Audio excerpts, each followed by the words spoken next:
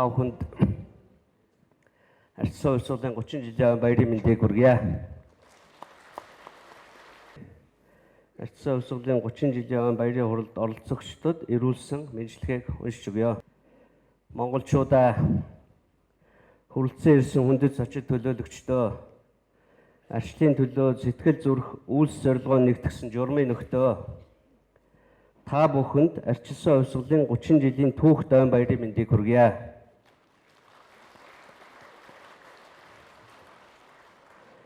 1989 оны намар 1990 оны өвөл хаврыг дамнан бүгд найрамдах Монгол ард улсын иргэд Берлинээс нааш давлгаалсан арчилсан өөрчлөлт шинжилгээний давлгаанд нэгдэн өөрсдийн бүрэн эрх, арчил, эрх чөлөө тусгаар тогтнолыг олж авахар нэжигнэн хөдөлсөн билээ.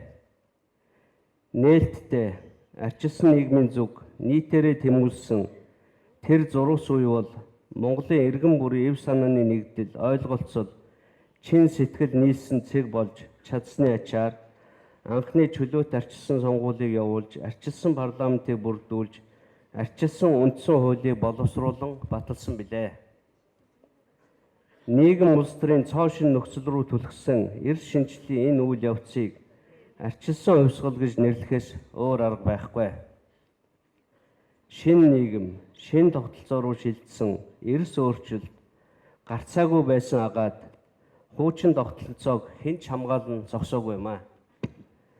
Жам ёсны энэ нуралт, зүү ёсны энэ хувьсгал 50 замаар өрнөсөн нь олон монголчуудын хүсэл, эрмэлзэл нэгдсэний ач байлаа.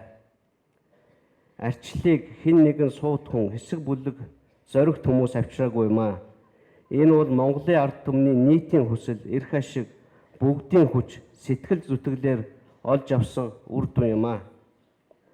Арчилсан өөрчлөлт нь нэг талаас эрс шинж өөрчлөлтийн төлөөх шийдвэр гаргалт руу шахаж байсан иргэдийн нэгдэл холбоод, нөгөө талаас дэлхийд даяар эргэлт буцалтгүй өрнөж байгаа жам ёсны өөрчлөлтийг хүлээн зөвшөөрч, хүч үл хэрэглэх шийдвэр гаргасан арчил засаглалыг дараа үедээ шилжүүлсэн төр засгийн цөөн удирдлагын хамтын бүтээл, хамтын сорилт байлаа. Монголчууд арчилд алхам алхмаар суралцсан юм аа. Бид арчлыг хийнгээ сурч байсан. Түүхэн баримтуудыг эргэн харуул 1989 оны 12 сарын 6-нд Орхон аймагт, 12 сарын 7-нд Ховд аймагт анхны улс төрийн жагсаал цуглаан болж улс даяар арчилсан хөдөлгөөн өрнөж эхэлсэн билээ. 1989 оны 12 сарын 10-нд буюу олон улсын хүний эрхийн өдөр Монголын арчилсан холбооны анхны цуглаан болж олон намын систем тогтоох, хүний эрхийг дээдлэх, бүх нийтийн сонгуулийг хугацаанаас өмнө явуулах, хэлмэгдэхстийг цагаатах, хэвлийн эрхчлөөг баталгаатай болгох зэрэг 13 зүйлийн шаардлага тавьсан нь Монгол арчилсан хувьсгалын эхлэлийг зарлан тунхагласан түүхэн цуглаан байв. 1989 оны 12 дугаар сараас эхлэн өрнөсөн арчилсан өөрчлөлтийн гол үр дүн нь монголчууд хүний эрх, эрх чөлөө, шударга ёс, тэгш байдлыг тунхаглан зарласан шинэ арчилсан үндсэн хуулиа баталсан явдал байлаа. Эдийн засгийн хувьд зах зээлийн харилцаанд эргэлт судалцгүй орж, малыг малчдад, орон сууцыг иргэдэд, улсын гэх өмчийг хувийн хөвшилж шилжүүлснээр хувийн өмч, хүний амьдралын үндэс, хувийн хөвшил, нийгмийн хөгжлийн үндэс болж хувирсан юм аа. Монгол хүний гадаадд чөлөөтэй зорчих боломжийг нээж, сурч боловсрох, ажиллаж амьдрах, хэвлэн нийтлэх, үг хэлэх эрхээр хангагдаж, хэвлэлийн эрх чөлөөг бодитоор тунхаглан зарласан арчилсан хувьсгалын үр дүн юм аа. Бид шинэ нийгэм, шинэ тогтолцоог байгуулах амаргүй замаар онохтой онож, алдахтай алдсаар 3 арваныг үджээ. Алдаа бүхэн минь хамтын ухаард, оноо болгом нь хамтын олд байлаа. Арчил бол хүрэх ёстой оргил биш, хамтдаа арчилж, тордох ёстой үйл явц, хамтын хариуцлага, хамтын үргэлээ.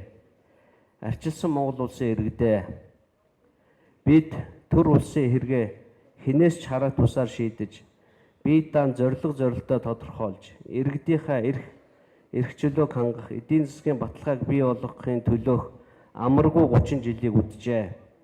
Энэ 30 жилд арчлын сонгодог үзэл санаанд эргэлзэх, шүүмжлэх, муучлан гутайх нь олонтоо тохиолдож байсан ч бид сонгосон замаасаа ухраагүй, ницаагүй. Бидний хамгийн том ололт бол арчил хүний эрх хэрэгчлөөг дээдлэх үзэлтэй чөлөөт иргэдтэй болсон явдал юм а. Монголчууд хизээнээсээ эрх чөлөөнд дуртай, туурах тусгаар явахыг эрмэлздэг ард түмээ. Энэ замаас хизээч гажихааргүй бат итгэлтэй арчлын дархлаатай ард түмэн болон төлөвшсөн нь монголчууд бидний зүй ёсны бахархал мөн. Бид арчлаа хамгаалахын тулд өдөр бүр тордон сэргээж байх учиртай. Байгалийн баялагын тэгш бус хуваарлалт, төрийн хүнд суртал, авилга, шудраг бус улс төрчдийн давралт, иргэдийн эрүүл аюулгүй орчинд амьдрах эрх зэрэг шийдэх ёстой олон асуудал бидэнд бий. Тэглээгээд эдгээр хүндрэл бэрхшээл арчлаас охрох, арчлыг үгүйсгэх шалтгаан шалтгаан болох ёсгүй. Тулгамдсан, цаашид тулгарч болох асуудлууд, сорилтуудыг бид туулаад даваад гарах ёстой. Саяхан олон жил хүсэн үлдээсэн Монгол улсын үндсэн хуульд оруулах нэмэлт өөрчлөлийг баталсан нь арчлыг сайжруулах чиглэлд хагасч болов алхам урагшилсан явдал болсныг хүлээн зөвшөөрөхөөс өөр арга байхгүй. Газрын хэвлэл, түүний баялаг, нийтийн өмч гэдгийг үндсэн хуулиар баталгаажуулах явц олигарх цөөнхийн саадыг амжилтад авч чадлаа. Гэсэн ч санаа амрах болоогүй байна. Одоо ба ирээдүйн цагийн иргэн бүрд баялагын үр өгөөжийг тэгш шудрах хүртэх хуулийн боломжийг амьдралд хэрэгжүүлэх, хүн бүрт баялагийг тэгш шудрах хүртэх үндэсний баялагын сан байгуулахын төлөө иргэн бүр эв санаагаа нэгтгэх шаардлага бий.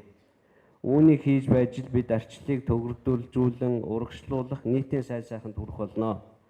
Та бүхэн дахин арчилсан хувьсгалын 30 жилийн он баярын мэнд дэвшүүлж арчлын үнд зүйлээ баталгаажуулахын төлөөх их үйлсэд амжилт хүсэн өрөөё.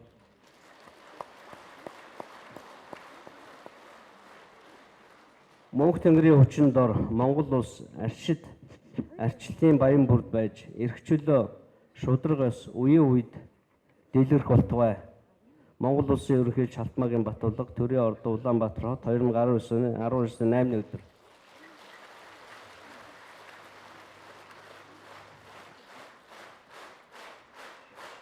Монгол улсын ерөнхийлөгчийн илгээлтийг сонсгосон Монгол улсын ерөнхийлөгчийн тамган газрын дарга Зандахогийн инх болд танд чин сэтгэлийн халуун алгадашилтаар эрхэм журмын нэгтийнхөө халуун алгадашилтыг баяр